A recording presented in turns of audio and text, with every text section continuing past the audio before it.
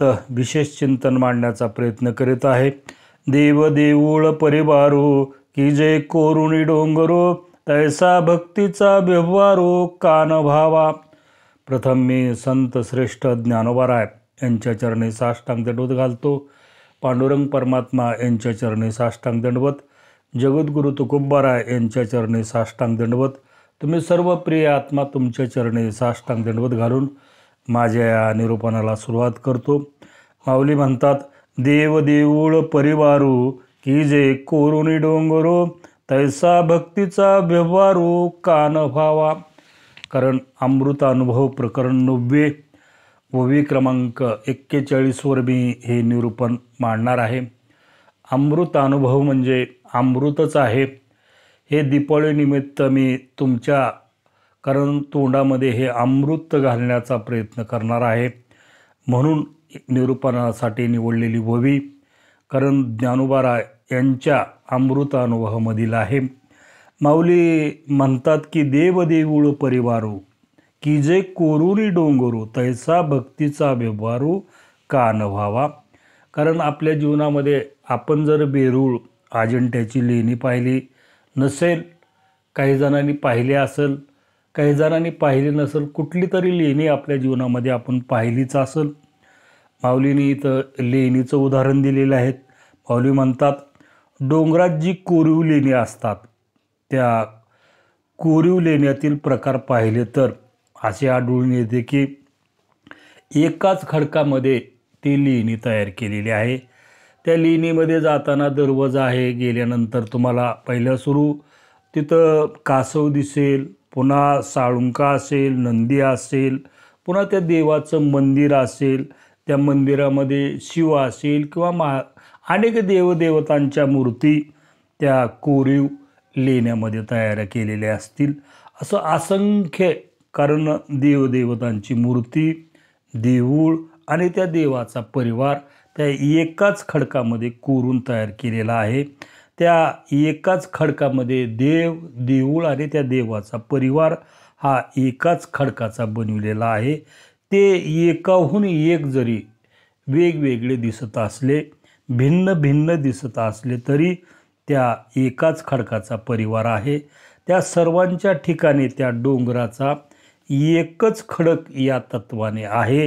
याच्यामध्ये आपला काही शंका घेण्याची गरज नाही, हे सर्वांना पटतं। आता माऊलीला याच्यामधून पटवायचं काय, समजावून सांगायचं काय, तर माऊलीला सांगायचं आहे, जसं त्या डोंगरामधील खडक एक आहे तसं या जगामध्ये देव एकच आहे। या जगामध्ये किती देश आहेत, 365 आहेत का 565 आहेत, याला महत्त्व नाही। या जगामध्ये किती देवळं आहेत, कोट्यावधी देवळं असतील, कोट्यावधी देवाचे देवळं असतील, त्या देवाची भक्ती करणारे कोट्यावधी नाही, कितीतरी कोटी लोक या जगामध्ये त्या देवाची भक्ती करत असतील। ते वेगवेगळे दिसत असतील आणि त्यांच्या जीवनामध्ये भक्तीही भिन्न भिन्न प्रकारची असेल, वेगवेगळी प्रकारची असेल। कुणी निर्गुण भक्ती मानतं, कुणी सगुण मानतं, कुणी मूर्तीपूजा मानतं, कुणी मूर्तीपूजा मानितच नाही। म्हणून या देशामधली प्रत्येकाची भक्ती करण्याची रीत वेगळी आहे, भक्तीची भाषा प्रत्येक देशाची वेगळी आहे। आपल्याच भारत देशामध्ये किती प्रकारची भक्ती त्या देवाची केली जाते, किती प्रकारचे देवळ आहेत। आपल्या भारतामध्ये कोट्यावधी देवळं आपल्या भारतामध्ये आहेत, एवढे देवळं आहेत। म्हणून त्या देवळाप्रमाणे त्या देवळाची भक्ती करणारे लोक आहेत आणि त्या देवाची भक्ती न करणारेही या जगामध्ये लोक आहेत। या जीवसृष्टीमध्ये, कारण या जगामधील सर्व जी जीवसृष्टी आहे, या जीवसृष्टीमध्ये देहरूपी कारण भेदव्यवहार तुम्हाला वरवर कितीही भिन्न भिन्न तुमच्या जीवनामध्ये दिसत असला तरी माऊलीला सांगायचं ह्याच्यामधून की हा देहव्यवहार भिन्न आहेच। तुम्ही मानलात न मानला तरी हा देहव्यवहार भिन्न आहे। भक्तीही या जगामधली भिन्न भिन्न आहे, त्याच्याबद्दल माऊलीचं दुमत नाही। भक्ती करणारे लोकही भिन्न भिन्न प्रकारची त्यांच्या जीवनामध्ये भक्ती करतात. त्यांची आवड निवड प्रत्येकाची या जगामधली भिन्न भिन्न आहे. ते प्रत्येकाला अधिकार दिलेला आहे. मात्र ती वैचारिकदृष्ट्या तुमच्या जीवनामध्ये ते भिन्न हे दिसतात. पण आत माऊलीला सांगायचं की आज जर तुमच्या पाहिलं तर का आहे, ती एक चैतन्य तत्वच आहे. या जगामधील कोट्यावधी नाही किती कोटी या जगाची संख्या असेल लोकांची, त्या प्रत्येकाच्या मनुष्याच्या आत जे आहे ते आत्मतत्वच आहे, त्या भगवंताचाच अंश आहे. म्हणून या जगामध्ये हजारो देव लोक मानित असतील, मात्र हे हजारो देव नाहीत. कारण ही तुमची वैचारिकदृष्ट्या पाहण्याची दृष्टी आहे. कारण तुमच्या बुद्धीला मनाला तुम्ही ठरविलेलं आहे की या जगामध्ये हजारो देव आहेत. हजारो देवस्थानचे भक्ती वेगळे आहे, शास्त्र वेगळं आहे, वेगवेगळ्या प्रकारची भक्ती या जगामध्ये करतात लोक. हे वैचारिकदृष्ट्या आहे. पण आत जर पाहिलं, तुमच्या आत जे आत्मचैतन्य आहे ते एकच त्या भगवंताचा अंश आहे. त्या खडकाप्रमाणे जसं त्या डोंगराचा खडक भिन्न नाही, मूर्त्या हजार प्रकारच्या आहेत, हजार प्रकारचे मंदिर कोरून लेणी तयार केलेले आहे, तसं या भगवंताने ही जीवसृष्टी निर्माण करीत असताना कोट्यावधी प्रकारचे जीव या जगामध्ये निर्माण केलेले आहेत. आणि त्यांचे दिसणं वेगळं आहे, त्यांचं खाणं वेगळं आहे, त्याचे आचार विचार सर्व भिन्न आहेत. ते विचार आचार ते या जगामध्ये जुळणार नाहीत. पण माऊलीला एक सांगायचं की आत्मतत्वानं जर पाहिलं तर ते एकच आहेत. मात्र या आत्मतत्वानं जर तुमच्या जीवनामध्ये माऊलीला सांगायचं की तैसा भक्तीचा व्यवहारू का न व्हावा. कारण तुम्ही भक्ती करा तुमच्या जीवनामध्ये, पण तुमच्या जे आज जे तत्व आहे दडलेलं लपलेलं तत्व आहे, आपलं आत्मतत्व आहे, हेच प्रत्येक मनुष्याला त्याच्या जीवनामध्ये पाहायचं आहे.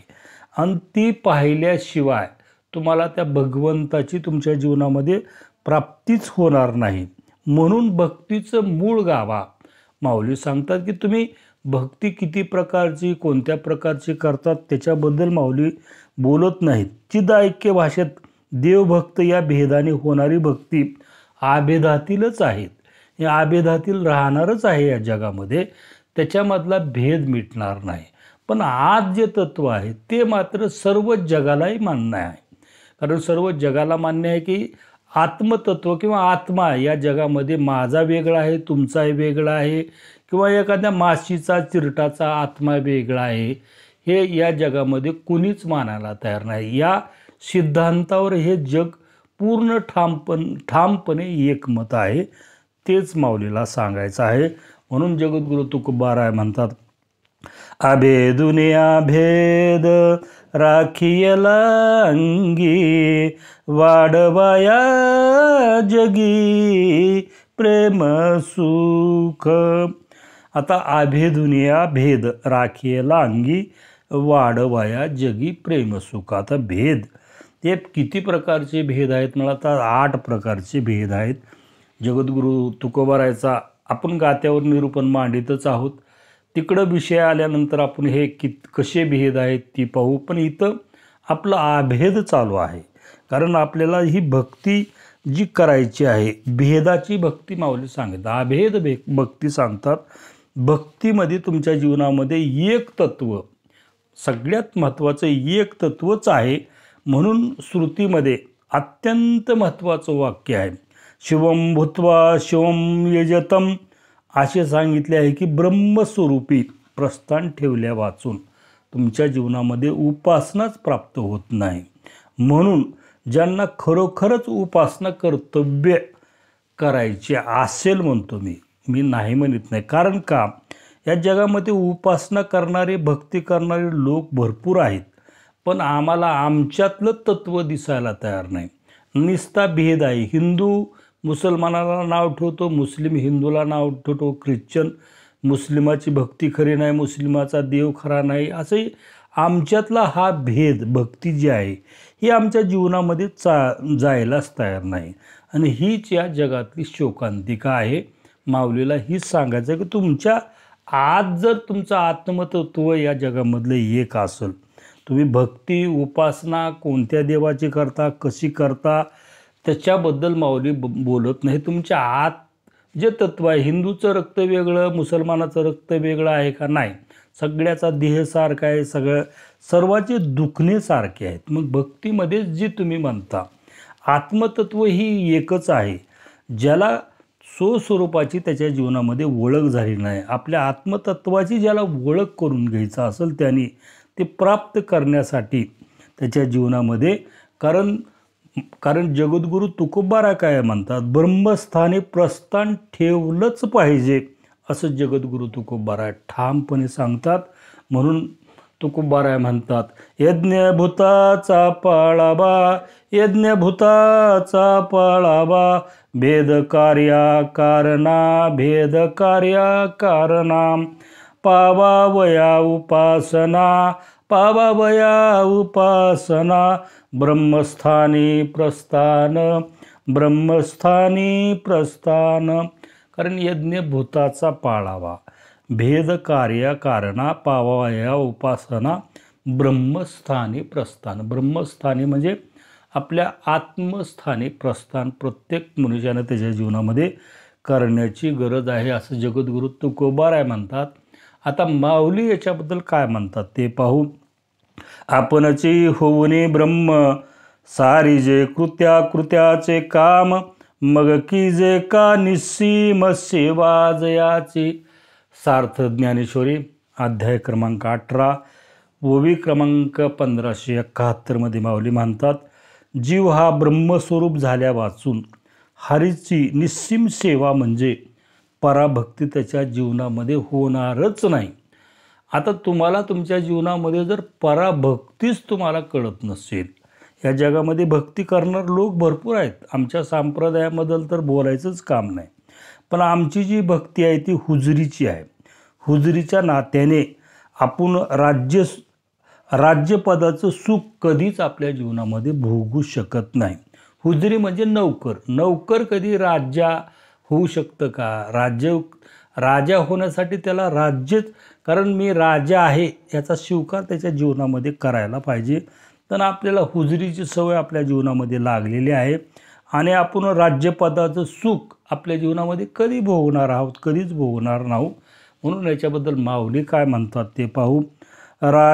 राजन्यत्व नसता अंगी, राव रायपण काय भोगी, कांदारोहना लिंगी दिन कराते, आणि आकाश जे नव्हे तया आकाश काय जाणावे, रानाच्या रूपी मिरवे गुजाचे लेणे, म्हणून मी होणे नाही तया मीची आहे केही, मग भजेल हे काही बोलो कीर. कारण सार्थ ज्ञानेश्वरी अध्याय क्रमांक 18 ओवी क्रमांक 1144 ते 1146 माऊली काय म्हणतात ते पाहू. जो आत्मरूप त्याच्या जीवनामध्ये झालाच नाही, त्याला सर्वत्र आत्मव्याप्ती असूनही त्याच्या जीवनामध्ये गुजबरही म्हणजे त्याला प्रत्यक्ष अनुभूती त्याच्या जीवनामध्ये येतच नाही. अशा परमात्म्याच्या ठिकाणी, कारण विन्मुख असणाऱ्या जीवास म्हणजे इथं प्रत्येक जीवास जर परमात्म्याचा प्रत्यय म्हणजे अनुभव त्याच्या जीवनामध्ये येत नसेल, तर त्याच्या जीवनामध्ये त्यानं केलेलं भजन, त्याने केलेलं कीर्तन, तुम्ही ऐकलेलं कीर्तन, म्हणून आमच्या गावोगाव कीर्तन चालू आहेत, भागवत चालू आहेत. दररोज गावामध्ये आज सध्या काकडा चालू आहे. दररोज म्हणजे प्रत्येक गाव असं एकही नाही की त्या गावामध्ये भागवत कथा नाही, सप्ताह नाही. दरवर्षी गावातले लोक महाराज बदलतात, पण ह्यांच्या जीवनामध्ये बदलायला तयार नाहीत.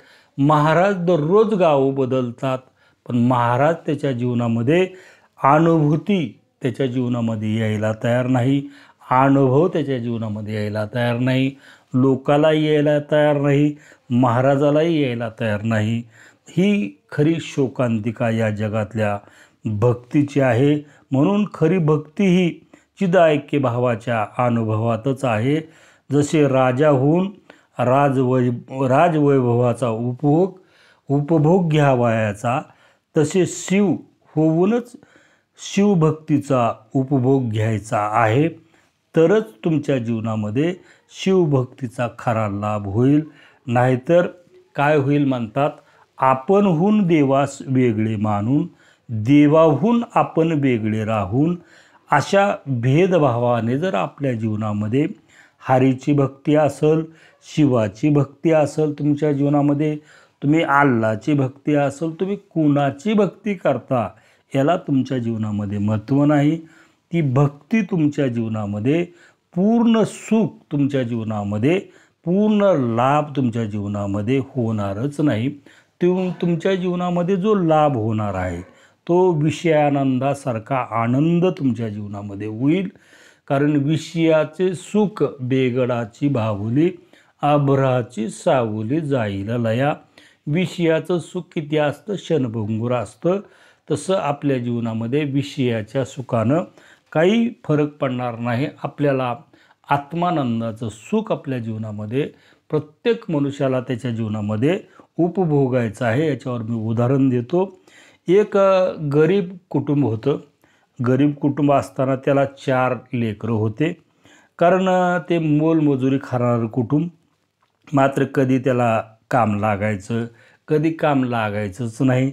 ज्या दिवशी त्या कुटुंबात त्या नवरा बायकोला काम लागलं त्या दिवशी त्याच्या घरामध्ये पोटभर अन्न त्याच्या घरातल्या लेकराबाळाला खायला मिळायचं. ज्या दिवशी त्याला कामच मिळालं नाही त्या दिवशी ते घरातलं ते सर्व घर उपाशी राहायचं. मग हे त्रास सहन कारण त्या वडिलाला व्हायला तयार नाही. त्या नवरा बायकोला भयानक त्रास होऊ लागला आपल्या गरिबीचा. कारण व्यवसाय करण्यासाठी पैसा नाही, कारण धंदा करण्यासाठी भांडवल लागतं. काहीच नाही यांच्यापती, शेती नाही, काही नाही. मजुरी मिळाली तरच त्यांच्या जीवनामध्ये त्यांचं घर चालायचं. मग हे त्रास कारण नवऱ्याला सहन होईना गेला, त्या बापाला सहन होईना गेला. त्यानं एक दिवस काय केलं, गपचिपच पत्नीलाही न सांगता घर सोडून तो निघून गेला. तो निघून गेल्यानंतर फिरत असा तो गेला. एक मोठं राज्य होतं. त्या मोठ्या राज्याच्या राजआश्रयाला गेल्यानंतर त्याचं काहीतरी पूर्वीचं भाग्य, त्या राजआश्रयामध्ये त्याला चांगली नोकरी मिळाली. नोकरी मिळाल्यानंतर त्याचं काम पाहून राजानं त्याचं प्रमोशन केलं. त्याचा पगार वाढत चांगला पगार वाढायला. त्याला मग त्याच्या जीवनामध्ये द्रव्य भरपूर मिळालं. मग त्याच्या जीवनामध्ये त्यानं भरपूर असं द्रव्य गोळा करीत राहिला. कारण त्याच्या जीवनामध्ये त्याला आठवण आपल्या बायकोची, 4 लेकराची दररोज यायची. कधी माझे उपाशी झोपले का, माझे लेकरं जेवले का नाही, अशी दररोज त्याला आठवण यायची. आणि त्यानं 1-1 रुपया गोळा करीचा. असं 4 वर्ष त्यानं धन असं गोळा केलं. आणि 4 वर्षानंतर राजाला म्हटलं की राजेसाहेब, मला माझ्या घरी जाण्यासाठी परमिशन द्या. राजेसाहेबांनी 1 महिन्याची मला सुट्टी द्या. राजानं त्याला 1 महिन्याची सुट्टी दिली. मग ह्यानं जे कमविलेलं धन होतं याचं गटुडं बांधून दर मजल करीत कारण त्या काळाला काही लॉज नव्हत्या. कुणाच्या तर घरी मुक्काम करायचा. मुक्काम केल्यानंतर त्या घर मालकाला जेवणाचे, राहण्याचे पैसे त्या काळामध्ये दिले जात होते. म्हणून एक कुलकर्ण्याच्या घरी त्याचा असा मुक्काम पडला. त्या मुक्काम पडला असताना काय झालं, त्याला संध्याकाळी अतिशय ताप आला. आणि ताप आल्यामुळं तो आजारी पडला. दुसऱ्या दिवशी तिथून जायचं तर त्याला ते जाताच आलं नाही. आणि योगायोग म्हणायचं किंवा भाग्य म्हणायचं, त्याचाच मुलगा त्या कुलकर्ण्याकडं, कारण काहीतरी नोकरी काम मिळेल म्हणून तिथं कुलकर्ण्याकडं आदल्या दिवशीच आला. आणि पोटावर नोकरी राहायला. पोटावर म्हणजे फक्त खाणं, पोटाला भाकर मिळेल या उद्देशानं त्या कुलकर्ण्याच्या घरी नोकरी राहायला. त्या कुलकर्ण्याने या श्रीमंत माणसाच्या व्यवस्थेसाठी त्या मुलाला ठेवण्यात आलं. मग त्या मुलानंही, कारण हा श्रीमंत मनुष्य आहे, त्याची जर आपण चांगली सेवा केली, त्याची खाण्याची, त्याच्या औषधाची उत्तम अशी त्या मुलानेच सेवा केली. मग त्या योगाने त्याच्या दुखण्यात फरक पडायला चालू झाला. 4-8 दिवस झाल्यानंतर त्याचं दुखणं पूर्ण कमी झालं आणि त्यानं त्याच्या गावाकडं जाण्याचा परत बेत ठरविला. मग ह्या मुलानं आपली चांगली सेवा केलेली आहे. मुलगा सेवा करीत असताना बार वेळेस म्हणायचा, मी गरीब आहे, मी गरीब आहे, गरीब आहे. तो श्रीमंत मनुष्य ऐकून घेत राहायचा. ह्याच्या मनामध्ये बी आलं की ह्या मुलानं आपली चांगली सेवा केलेली आहे, ह्याला 200-400 रुपये बक्षीस म्हणून द्यावे. मुलालाही वाटत होतं की आपण चांगली सेवा केल्यानंतर हा श्रीमंत मनुष्य आपल्याला काहीतरी दिल्याशिवाय राहणार नाही. मग जायच्या दिवशी त्यानं त्या नौकर मुलाला बोलून घेतलं आणि त्यानं सांगितलं, विचारलं की बाळा सांग, तुझं गाव कोणतं आहे, तुझ्या आईवडिलाचं नाव काय आहे, तुला भाऊ किती आहेत, हे सर्व हकीकत त्याला विचारल्यानंतर त्यानं सांगितलं की मी फलाण्या गावचा आहे, मला 3 भाऊ आहेत, माझे वडील 4 वर्ष झालं, कारण आमच्या घरामध्ये कधी काम मिळालं तर आईबाबाला आम्हाला खायला मिळायचं, कधी काम नाही मिळालं तर आम्ही उपाशीच तसंच झोपायचं.